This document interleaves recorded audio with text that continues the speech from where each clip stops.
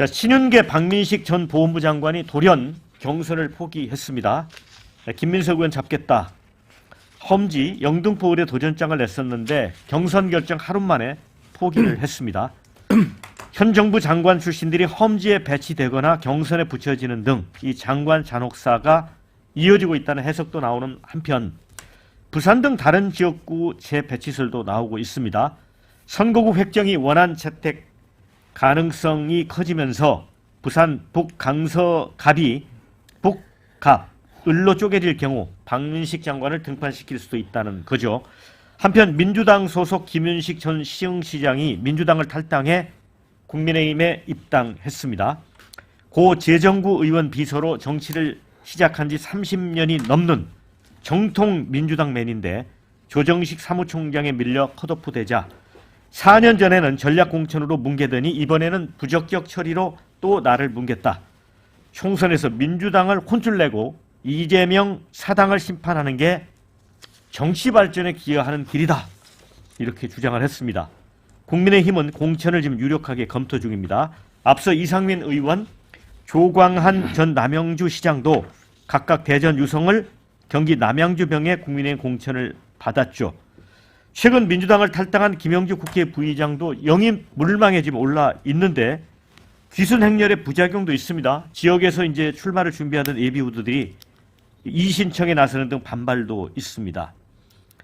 자, 이거 귀순용사 우대 공천 이게 국민의힘에 득이 될까요? 실이 될까요? 서 변호사님? 지금 이제 상당히 천군만마 도움이 돼요. 우리 초안지 봐도요, 한신 장군 있잖아요. 이분도 항우 밑에 있다가 항우가 이제 제대로 중용을 안 하니까 유방 밑으로 간 거예요. 네. 무슨 말이냐면 적장이 제대로 인재를 몰라보고 활용을 안 하면 그러면 알아주는 쪽으로 오는 거 아니에요.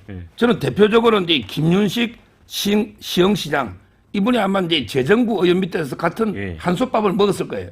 근데 시장을 3번 했는데 4년 전에도 그냥 컷오프 됐고 이번에도 그냥 컷오프 돼버렸잖아요. 저는 충분히 그 심정이 이해되고 아마 이제 시흥 언론 조정식하고 붙을 것 같아요. 조정식 의원이 공천을 받는다면 저는 조정식 의원이 위험합니다. 왜냐하면 공천의 반감 기류를 가라앉히려면 토사구팽할 희생양이 필요한 거예요. 그러니까 조정식 사무총장 당신이 책임지고 사퇴하시오 이럴 수도 있어요. 아직은. 근데 만에 하나 조정식 총장이 공천 받는다면 저는 김윤식 시장이 국민의힘 후보로 나와서 상당히 좋은 승부가 될 거고요. 그 다음에 남양주 병도 그래요. 조광한 시장은 이재명 도지사하고 그때 계속 정책적으로 그 다음에 감사로 대립을 한 거예요. 계곡정비하고 이제 그때 감사도 했죠. 그래서 이제 국민의힘으로 왔는데 거기 김용민처럼에 김용민하고 붙는 거예요. 저는 남양주 전체에서 인지도가 높기 때문에 여도 좋은 승부가 되고 그 다음에 유성의 이상민 의원은 이제 우선이잖아요. 거기 아마 연구원 한 명이 민주당에 전략공천이 됐는데 저는 이런 식으로 넘어온 전사들이에요. 기존에 우리 아군에 있는 분보다 오히려 적에서 기순한 이런 분들이 더 큰 역할을 할 걸로 봐요. 장 기자님. 네. 국민의힘에서는 민주당으로 넘어가는 귀순용사가 왜 없습니까?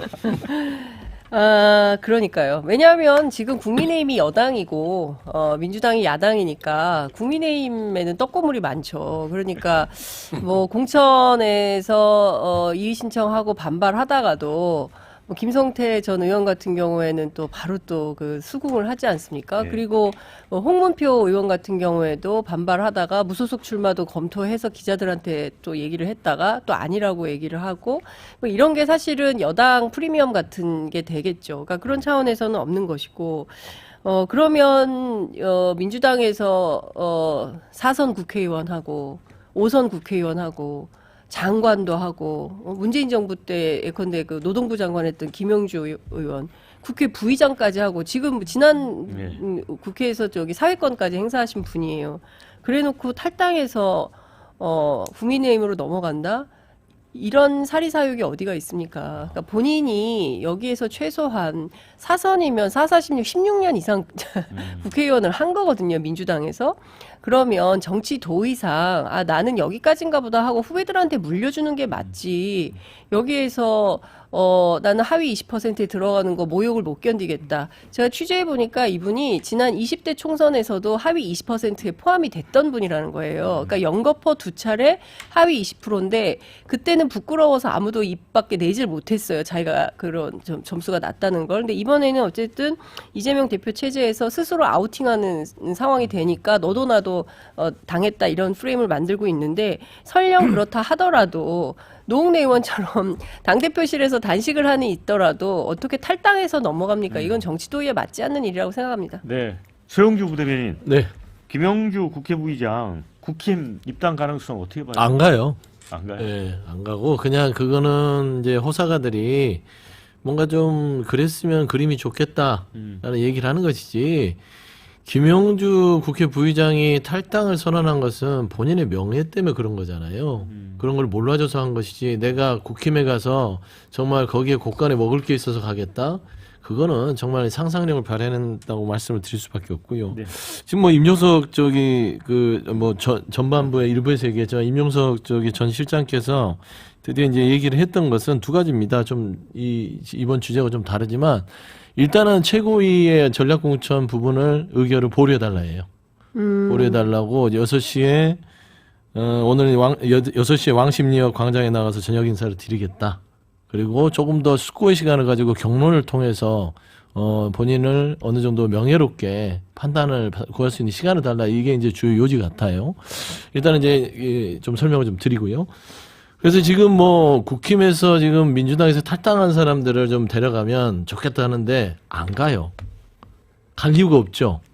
예를 들어서 거기 가서 무슨 대우를 받아서 그 말하자면 입성하고 배지 달겠습니까? 그러지 않잖아요. 그래서 한다면 당 3명이나 갔잖아요. 아니 그거는 뭐 처음부터 오랫동안 기획설로 간 거고 뭐 이상민 의원 같은 경우는 기획에서 간 거예요. 기획 기순이다 이거. 그건 기획 기순이에요. 그다음 또 누가 갔어요? 없잖아요. 김윤식. 김윤식. 에이 거기는 지금 보면은 정치적으로 돌파구가 거의밖에 없다고 생각하니까 가는 것이고 반발 심리인데 김윤식 전 시장이 배지였어요? 아니잖아요. 그렇지 않습니까? 지방자치단체장 하죠. 아니 단체장이었을 뿐이지 현역이 움직이는 거 아니기 때문에 저는 김윤식 시장 부분이 움직인 것도 뭐 공천 과정에서 그런 비순들은 늘상 있어왔기 때문에 저는 크게 뭐 신경 쓰지 않습니다. 자, 우리 문종영 부대변인은 예. 어떻게 봅니까? 아니, 저는 한 정당에서 장관을 지내고 뭐 다선을 지내신 국회의원분들이 탈당을 하고 다른 당에 갈 때 거기에 또 무슨 그렇게 큰 사리 사욕이 있겠습니까? 지금 다 공통적으로 나온 얘기는 이재명 대표가 있는 당 체제에서 속된 말로 도저히 못 있겠다라는 거 아닙니까? 뭐 이재명 사당하라 비판에 대해서는 그분들이 얘기한 게 아니라 사실 내부에서도 지금 이재명 사당하 비판이 오랫동안 있어 왔지 않습니까? 그래서 뭐 사리사욕 때문에 그분들이 국민의힘 입당한다고 방금 뭐 얘기하신 것 같은데 그분들 국민의힘 들어와서도 좋은 그런 평가 받기 어렵습니다. 솔직히 말해서. 왜냐하면 우리랑 가치관이 다른 집단에서 왔다고 하는 그 기본적인 비판이 깔려 있기 때문에 그 4선, 5선 장관 이 정도까지 하신 분들이라면 그런 비판적인 인식에 대해서 다 충분히 인지하고 계신 분들이에요. 그렇기 때문에 오히려 이거는 그 당내 지금 상황에 대해서 반성하고 돌이켜 봐야 될 부분이지 저는 이분들이 사리사욕이랑은 좀 거리가 멀다고 보고 지금 저희 당 같은 경우 공천 관리가 왜 어떻게 보면 잘 되고 있냐라고 말씀드리면 박민식 전 보훈부 장관 같은 경우가 그 전형적인 예예요. 원래는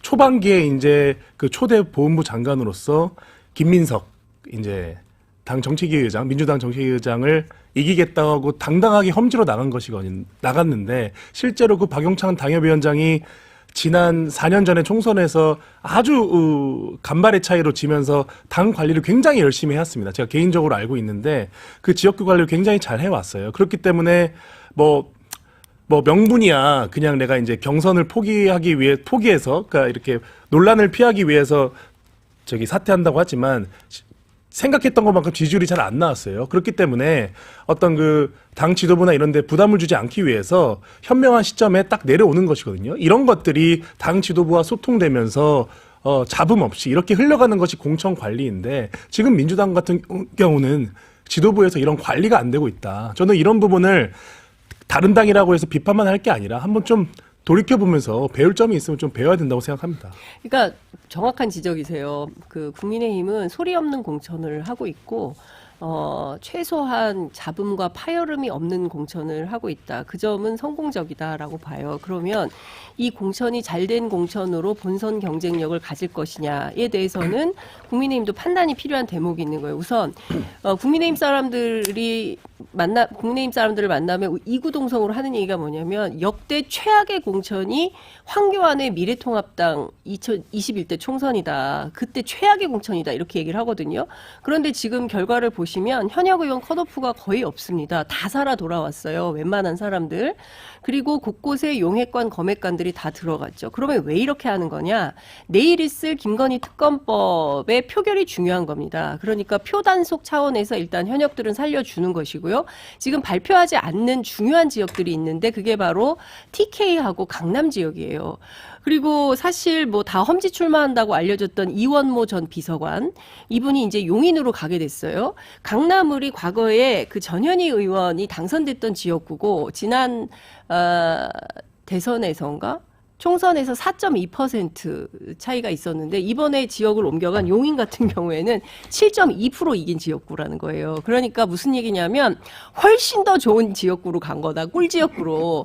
험지 출마한다고 이미지 메이킹은 해놓고 실제로는 제일 좋은 꿀 지역구 찾아간 거다. 이게 잘된 공천이냐. 이런 비판은 국민의힘 내부에서도 사실 존재합니다. 제가 그 사람들 얘기 듣고 하는 얘기예요. 이제 내일이 총선 전 마지막 국회 본회의입니다. 지금 쌍특검법 재표결 예정이 돼 있는데 지금 국민의힘에서 현역 컷오프가 없는 거 이런 것도 다 이거를 좀 염두에 둔 거라는 분석도 있고요. 그런데 이게 이제 재결을 하려면 198표가 필요합니다.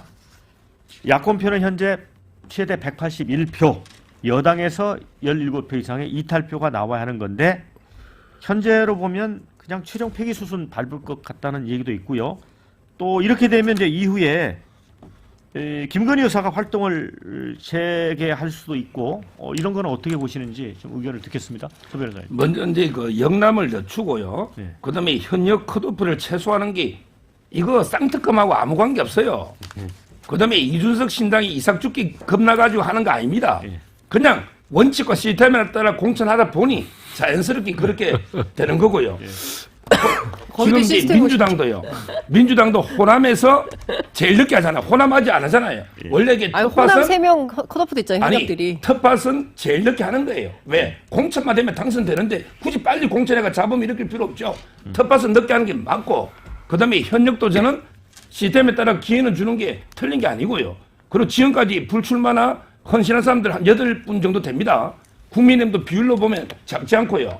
그리고 무엇보다 황교안 대표 4년 전에 물갈이 43% 했어요. 민주당 28% 했습니다. 근데 누가 압승했습니까? 무조건 물갈이 자체가 목적이 아니고 목적은 이기는 공천. 물갈이는 수단에 불과하다. 물갈이도 잘해야 뭐 좀 제대로 신선할 텐데 그 보면은 그거는 무시할 수 없는 거예요. 29일 날 이 쌍특검법이죠. 대통령 배우자의 어떤 수사가 걸린 특검법에 대해서 긴장을 안 할 수도 없고 대통령 거부권 행사한 거기 때문에 신경 쓴 게 맞아요. 누가 보더라도. 아니, 그래서 가장 현역 많은 TK 쪽은 놔뒀던 것이고요. 지금 보면 현역 거의 컷오프 없잖아요. 그리고 나눠 먹는 것도 보면 윤석열 대통령, 한동훈 비대위원장 조용히 나눠 먹었어요. 지금 최근에 언론 보도를 보니까 의원, 대통령 출신, 정부 출신, 여기 민사 의원들 골고루 나눠 먹었습니다. 한동훈 근데 이걸 위원장 대놓고 나눠 먹으면요. 욕 출마하는데 뭘 먹으니까 나눠 조용히 나눠 먹었던 것이죠. 그러니까 이거는 다 고려된 겁니다. 쌍특검법부터 그렇죠. 시작해서 본인들 용산 모든 거를 조용히 나눠 먹고 그러니까 핵심은 끝내고 정권 있는 안보 거죠. 공천에 있다. 왜냐하면 두 가지 특검이 중요해요. 하나는 김건희 특검이고 또 하나는 최상병 특검입니다. 그러니까 이 두 특검의 고비를 넘어야 정권이 유지가 되는 거예요. 그런 차원에서 보면 이번 공천은 정권 안보 공천이다라고 제가 얘기하는 게 아니라 그럼 거기 왜 네. 사실을 얘기하고 아니 한동훈 위원장 나눠 먹을 게 뭐가 있습니까? 본인 불출마하고 아니, 언론 지금, 보도를 보면 그래요. 뭐 아유, 대통령과 조용히 뭐 나눠 공천을 먹었어요. 나눠 먹었다. 이건 좀 그냥 정치적 수사 아니면 저 약간 읽어드릴까요? 좀 일부 시간이 시청자들을 있으시면? 위한 그런 네. 발언 같고요.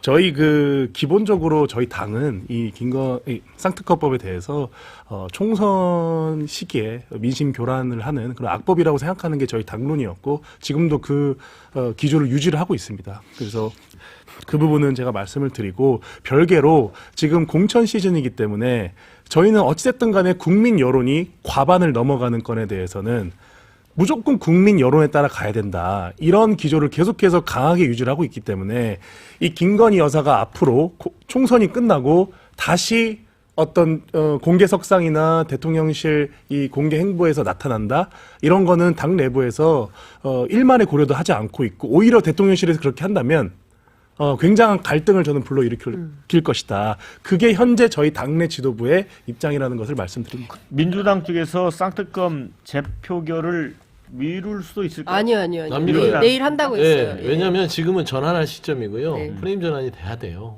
좀 분석을 하자면 당내 공천 갈등이 심해지니까 결국에는 특검법을 통해서 프레임 전환을 할 시기는 맞는 것 같고요.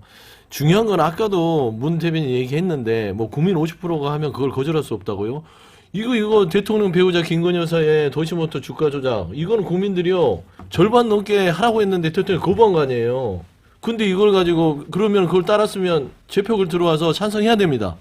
근데 앞뒤가 안 맞는 거고요. 두 번째 제가 읽어드리고 싶은데 친윤선 인사 중에 의원반 해도요. 권선동, 이철규, 유한한, 전진석, 박수영, 강민구, 유상범, 서일준 대통령 출신인 줄도 보세요. 강승규, 전희경, 주진우, 이원모, 조지현, 이승환 정부 출신 추경호, 박진, 박문규, 원희룡, 김한서, 신범철 있어요.